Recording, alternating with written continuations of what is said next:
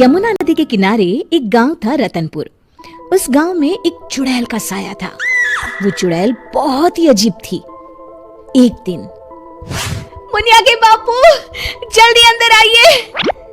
सुरेश अभी नींद में था, चिल्लाकर बोला, क्या हुआ? गला क्यों फाड़ रही हो? ये देखो। अरे, ये कैसे हुआ? मुनिया, क्या हुआ बेटा? उससे क्या पूछ रहे हैं? बेचारी तभी से डरी सहमी हुई है। लेकिन ये तो कोई गंभीर बीमारी लगती है। हाँ, देखो तो, बेचारी की चुटिया ही काट ली किसी ने। राम राम। लेकिन एक भी बाल आसपास नहीं दिख रहा। हाँ, ये हुआ क्या समझ में ही नहीं आ रहा। ऐसे ही 2-4 दिन मुनिया को देखने और सांत्वना देने वाले भी आए। अब कुछ शांति हुई ही थी कि एक दिन क्या हुआ रामू? तू हंस क्यों रहा है? अरे काका, वो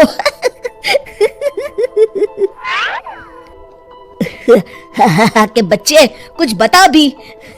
रूपा काकी की चुटिया कट गई है। हाँ, और मुन्नी भी। अच्छा, पर काहे? आप ही पूछ लो। चल कर देखता हूँ। क्या हुआ मुन्नी? ये क्या हल्ला मचा हुआ है? तभी मुन्नी बाहर आती है। ये का सुन रहा हूँ? कैसे हुआ सब? अरे का बताएं चच्चा, रात में रोज की तरह खा पी के सोए और सुबह देखे तो अरे राम राम। पहले तो मुझे लगा कोई बीमारी है, लेकिन ये तो लगता है पक्का किसी डायन या चुड़ैल का काम है। अब तो रतनपुर में ये औरतों की चोटी काटे जाने वाली खबरें आम हो गई। अगले ही दिन, सरिता, आज बहुत गर्मी है, मेरा बिस्तर बाहर लगा देना। जी ठीक है। सरिता ने रमेश का बिस्तर बाहर और अपना और चुनिया का आंगन में लगा लिया। रात में रमेश को प्यास लगती है। बड़ी प्यास लगी है, लगता है सरिता ने पानी नहीं रखा। कोई नहीं, खुद ही ले लेता हूँ। अंदर जाने पर वो देखता है कि सरिता के बिस्तर के सिरहाने चुड़ैल खड़ी है। वो एक हाथ से सरिता की चोटी पकड़े हुए है और चाकू से उसकी चोटी काट रही है। वो जोर से चिल्लाया, चुड़ैल, बचाओ बचाओ, चुड़ैल। सरिता और चुनिया उठ गए। गांव वाले भी फौरन आ गए। देखते हैं चुड़ैल हाथ में सरिता की चोटी लिए खड़ी है। भीड़ देखकर वो हंसते हुए बोली,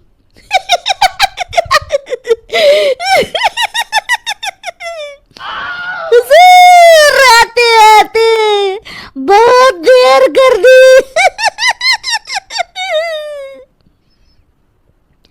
सरिता तो डर के मारे बेहोश हो गई, पर बाल तो जा ही चुके थे। अरे आखिर चाहती क्या हो? पर चुड़ैल उनकी बात अनसुनी करके सरिता की चोटी घुमाते हुए सबकी आंखों के सामने गायब हो गई। चोटी वाली चुड़ैल की खबर जंगल की आग की तरह पूरे गांव में फैल गई और गांव में बातें चलने लगी। मुनवा, सुना है कल तेरी भाभी की भी चोटी चुड़ैल ले गई। हाँ, उन्हीं के घर मिलने जा रहा हूँ। वैसे तो ठीक ही रहा, कम से कम अब सर पर पल्लू तो टिकेगा। हाँ, ये बात सही कही आपने।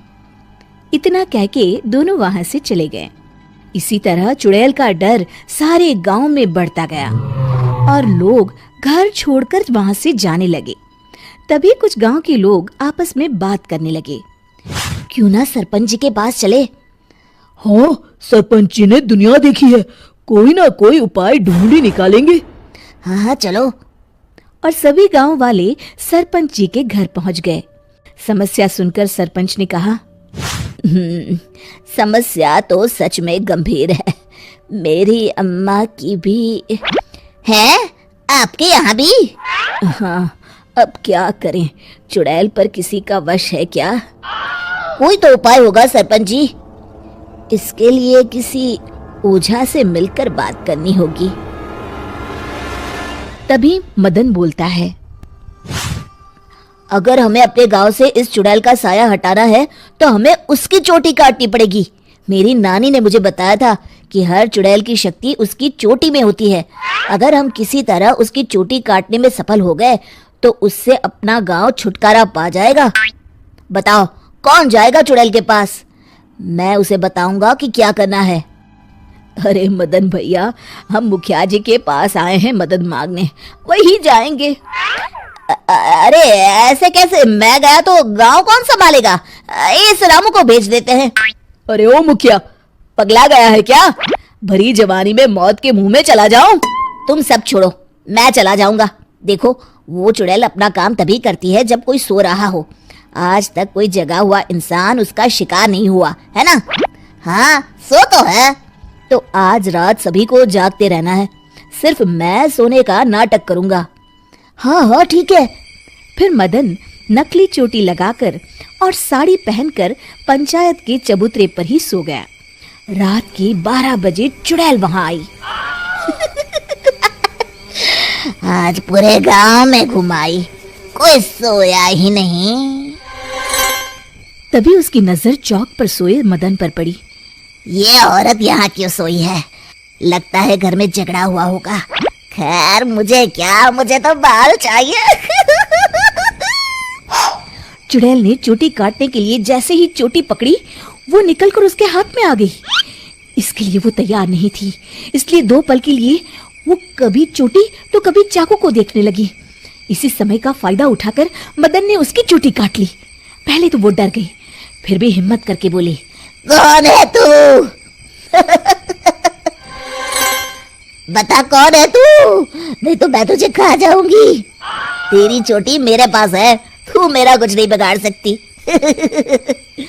मदन उसकी चोटी दिखाते हुए हंसता है। मेरी चोटी दे दे, दे दे मेरी चोटी, मेरी चोटी दे दे। चीखते हुए मदन की तरफ बढ़ी। हाँ, अगर एक कदम भी आगे बढ़ाया तो मैं अभी इसे जला दूंगा। नहीं नहीं, ऐसा मत करना। नहीं करूंगा, पर एक शर्त पर। हाँ, मुझे तुम्हारी सब शर्तें मंजूर है, बस ये चोटी दे दो। अभी नहीं, पहले ये बताओ तुम इन बालों का क्या करती हो? मैं इन्हें एक कुएं में डाल रही हूँ, उसे भरने के लिए। वो क्यों? जब वो कुआं भर जाएगा तो मैं सबसे शक्तिशाली हो जाऊंगी। चलो वो कुआं मुझे दिखाओ, वहीं तुम्हें तुम्हारी चोटी दे दूंगा। चलो ये चोटी मुझे दे दो, इसकी मदद से हम जल्दी पहुंचेंगे। नहीं नहीं, मुझे जल्दी नहीं, पैदल ही चलते हैं। वो मदन को लेकर चलने लगी और गांव वाले भी जलती हुई मशालें लेकर उसके पीछे पीछे आ गए। सब उसकी गुफा तक पहुंच गए, जहां कुएं के अंदर उसने बाल जमा कर रखे थे। आधा कुआं तो भर गया है। देखो, दिखा दिया ना, अब जल्दी से मेरी चोटी दे दो। हाँ हाँ, क्यों नहीं, ये लो। कहते हुए मदन ने उसकी चोटी भी कुएं में फेंक दी। अरे बेवकूफ, ये क्या किया? अब मैं इतने बालों में से अपनी चोटी कैसे ढूंढूंगी? वो देखो, बीच में पड़ी है। चुड़ैल कुएं में जाकर अपनी चोटी ढूंढने लगी।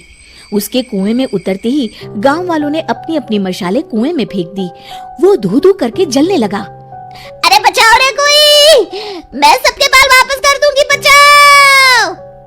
साथ ही वो चुड़ैल भी जलकर भस्म हो गई। शिक्षा, अगर मिलजुल कर किसी समस्या का हल ढूंढा जाए तो समस्या अवश्य दूर हो जाती है। दोस्तों, हमें उम्मीद है कि आपको हमारी ये कहानी पसंद आई होगी। कृपया हमारे चैनल को सब्सक्राइब करें और सभी अपडेट्स के लिए बेल आइकन जरूर दबाएं। और हाँ, वीडियो लाइक और शेयर करना मत भूलिएगा। Bye bye.